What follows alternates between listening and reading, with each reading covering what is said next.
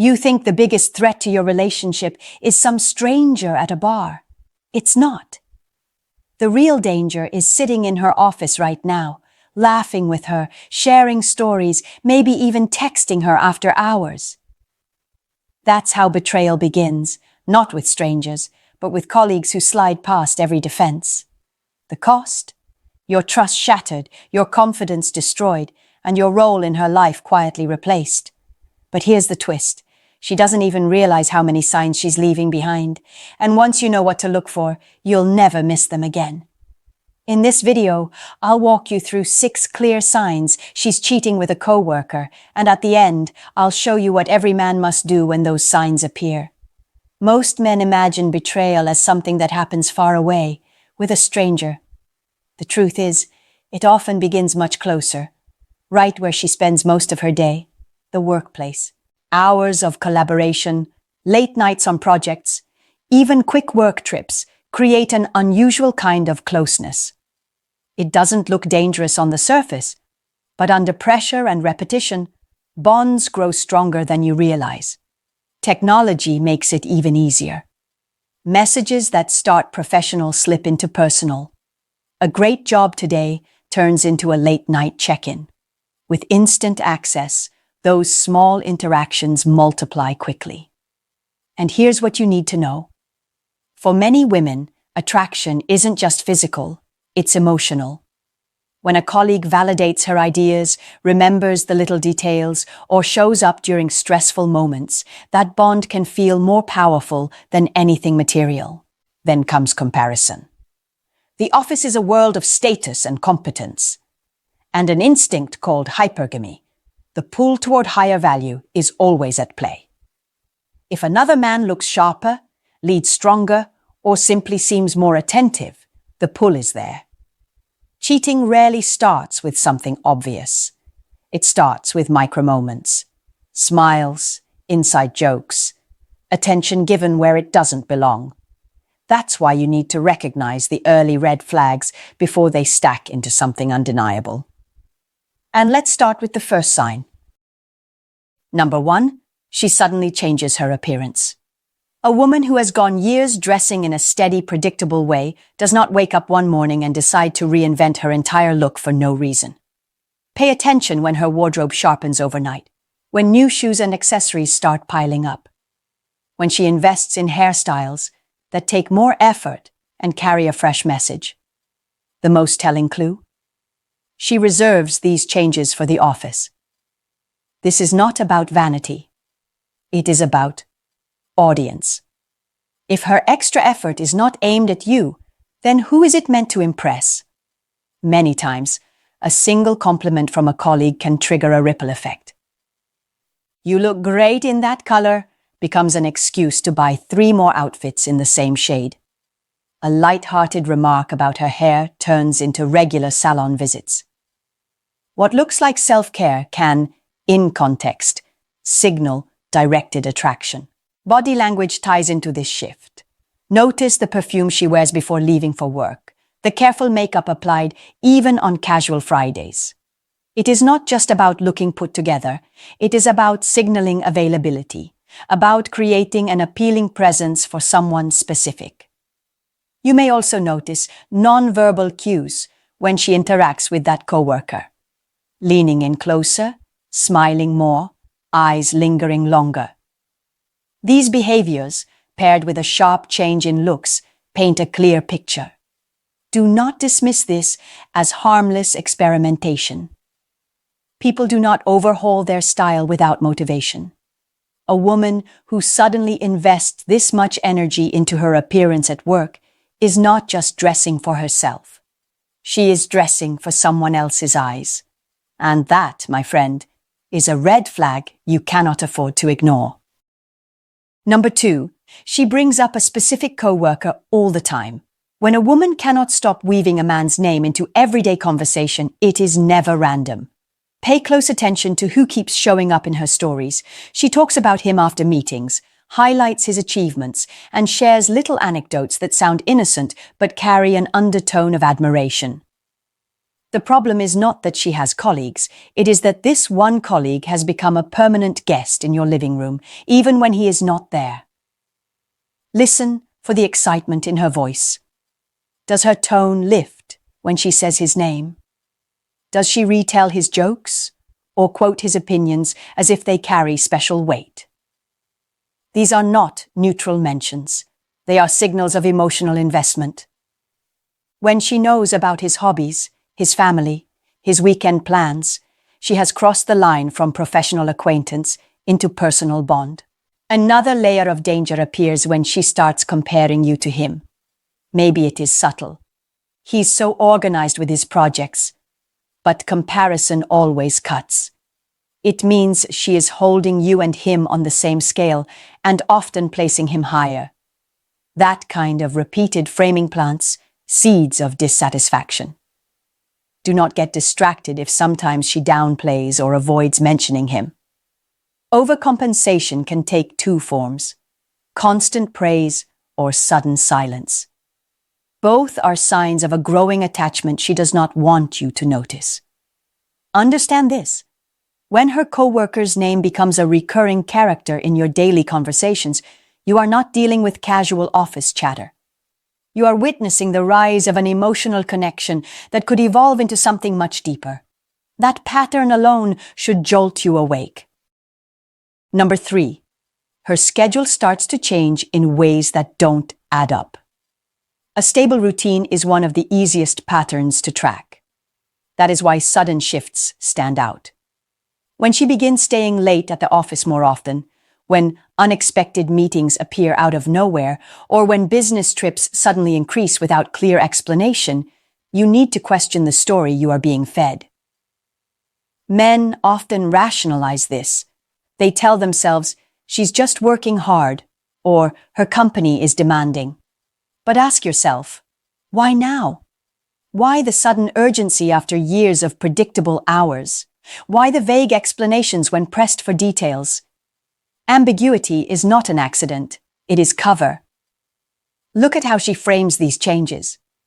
Does she throw out generic excuses like a project deadline without naming specifics? Does she dodge when you ask where the event is held, who is involved, or why she wasn't told earlier? These are not slips. They are strategies to keep you at arm's length. Also notice the way technology slips into her schedule. Late-night messages, calls she takes in another room. A phone that used to be left on the table now travels everywhere with her. None of these behaviors exist in isolation, but together they sketch a pattern. Her time is being redirected. And where time goes, attention follows. Do not underestimate the meaning of absence. When her routine no longer belongs to both of you, but becomes a private orbit you cannot access, you're not just dealing with busyness, you are dealing with distance. And distance, in relationships, is the first symptom of betrayal taking root. Number 4. Her secrecy grows stronger than ever before. Transparency in a relationship is simple. When there is nothing to hide, nothing needs to be protected. But when secrecy begins to expand, you are staring at a shift that cannot be ignored. A woman who once left her phone on the couch now guards it like a state secret. She tilts the screen away, installs privacy filters, and suddenly remembers to change passwords that had been untouched for years. Notice how quickly this secrecy escalates. A text alert comes in, and she steps into another room. She answers calls with her back turned, voice lowered. Social media interactions that once stayed public now vanish into deleted threads. The behavior is not about digital hygiene, it is about creating shadows where you cannot look. Defensiveness is another tell. Ask a simple question. Who was that? And the reaction is outsized. Irritation, accusations of jealousy, or a quick attempt to flip the script back on you. When her response is hotter than your inquiry, it is not because you crossed a line. It is because she is protecting something. Understand the psychology here. Secrets require energy to maintain. The more elaborate the secrecy, the higher the investment in keeping it alive. When she spends that much effort shielding parts of her life from you, she is not doing it casually. She is doing it because there is something, or someone, worth protecting. Secrecy is not neutral. It does not appear without cause. When the level of privacy in her daily routine starts to grow beyond reason, you are no longer just a partner in a relationship. You are an outsider looking in. And that shift is one of the clearest warning signs of betrayal unfolding right under your roof. Number 5. You stop getting invited to her work events. Work gatherings used to be open ground. Maybe she once asked you to come along to the holiday party, the happy hour, the team dinner. You were introduced, included, acknowledged as part of her life. But when the invitations dry up, when she suddenly claims it's just colleagues, nothing big, you are witnessing a calculated shift. Why does this matter? Because visibility is accountability. When you are present, other people know who you are and what role you play. When you are absent, there is space to rewrite that role. Excluding you from work, socials removes the witness stand. It gives her freedom to interact with someone else without the weight of your presence. Pay attention to the subtle justifications. It's boring. It's really just for the team. These excuses are meant to normalize your exclusion. But if you were once welcome and now you are not, the change is not casual. It is intentional. She is drawing a line around her work life, and you are outside of it. There is also the emotional layer. Being cut out of that circle doesn't just reduce your access. It signals a deeper problem. She is curating two separate identities. In one, you exist as her partner. In the other, she is free to operate as though unattached. That division is fertile ground for betrayal, because secrecy thrives where connection has been split. Understand this clearly. When your presence at her workplace events becomes inconvenient for her, it is not about saving you from boredom. It is about saving herself from exposure. That choice alone should make you stop and reevaluate what story she is trying to protect and why she doesn't want you there to see it for yourself. Number 6. The physical evidence doesn't lie. At some point, suspicions move from feelings to facts. When objects, receipts, or gifts appear in your life without explanation, you are no longer dealing with imagination. You are dealing with evidence. A dinner receipt from a restaurant you never went to. A hotel charge that makes no sense. Jewelry or perfume that wasn't purchased by you and hasn't been accounted for by her. These are not harmless details. They are fragments of a hidden life. Understand the weight of physical clues. Unlike vague stories or shifting schedules, an item you can hold in your hand cannot be argued away so easily. That is why many women work hard to erase these traces, throwing out receipts, hiding gifts, or disguising them as work perks. When you do find something, it usually means there is more beneath the surface. Notice also the smaller signs. An unfamiliar jacket in her car, an extra phone charger that isn't hers, event tickets to places she never mentioned attending.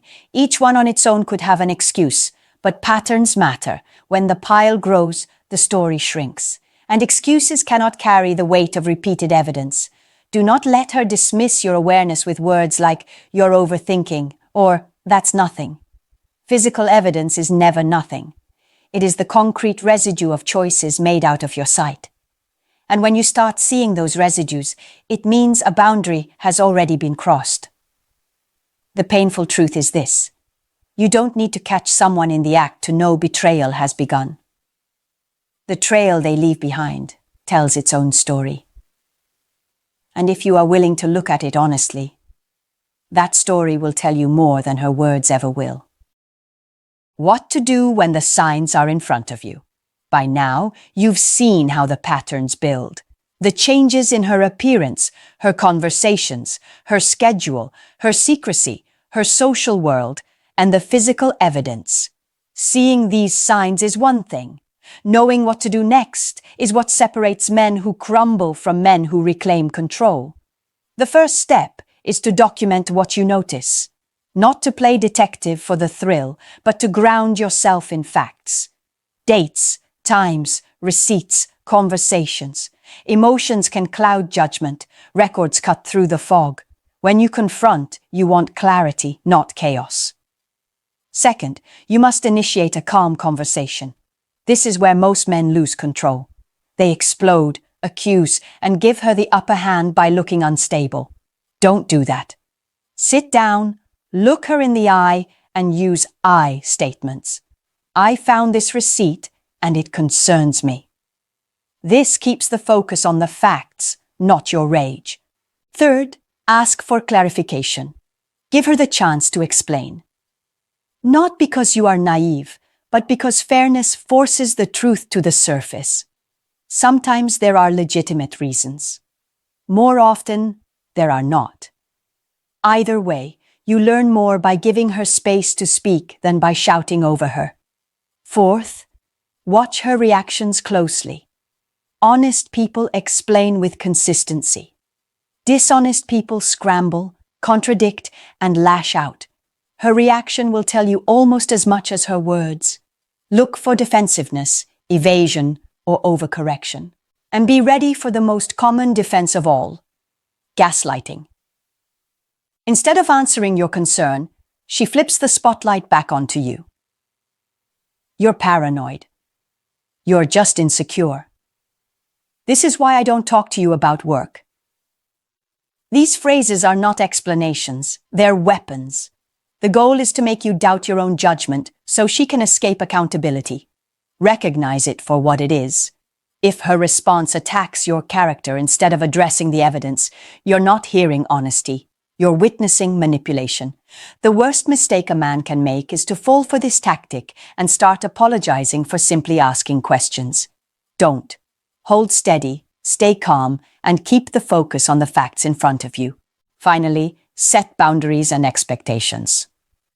This is where your strength shows. You cannot control her choices, but you can control what you will and will not accept. Make transparency non-negotiable. Make respect mandatory. If she chooses to betray those terms, then she chooses the consequences. Understand this: confronting betrayal is not about salvaging her approval. It is about protecting your dignity. You are not powerless. You are not at her mercy. You hold the right to demand truth, to enforce standards, and to walk away if those standards are broken. The hardest step is not gathering evidence or asking questions. The hardest step is having the courage to see clearly and act decisively. If she is honest, you will know. If she is unfaithful, you will also know. What matters most is that you stand firm in the one place no one can shake: your own boundaries. You've now seen the full picture. The office isn't just a place where projects get done. It can be the silent breeding ground for betrayal. And when you look closely, the signs are there. Her sudden shift in appearance, the way she keeps bringing up a certain coworker, the late nights and vague excuses, the rise in secrecy, the shrinking of your place in her social circle, and finally, the undeniable trail of physical evidence. These are not coincidences. They are patterns, and patterns speak louder than words. If you've connected the dots, you know where this road leads. Pretending not to see it won't protect you. Looking the other way won't buy you peace. Denial is the most expensive mistake a man can make in his relationship, because every day you ignore the truth, you trade away your dignity. But here's the other side of the truth. You are not helpless. You are not a victim unless you decide to be. When you document what you see, when you confront with calm strength, when you give her the chance to explain but refuse to tolerate lies, you take back control. When you set firm boundaries and mean them, you make it clear. You value your time, your respect, and your future too much to let anyone gamble with them. Cheating does not start with dramatic moments. It starts with small cracks. And the man who pays attention to those cracks gains the power to choose his response before it's too late. That's the lesson here. Not fear, but awareness. Not weakness, but strength. If this message hit you hard, it's supposed to, because men wake up when the truth stings. And if you want more truths that will keep you sharp, protect your peace, and help you navigate relationships without losing yourself, subscribe now. Hit that like button, share this with another man who needs to hear it, and drop a comment. Which sign do you think is the biggest red flag? The difference between betrayal breaking you or building you is simple. Stay blind, and you break. Stay awake, and you build. The choice is yours.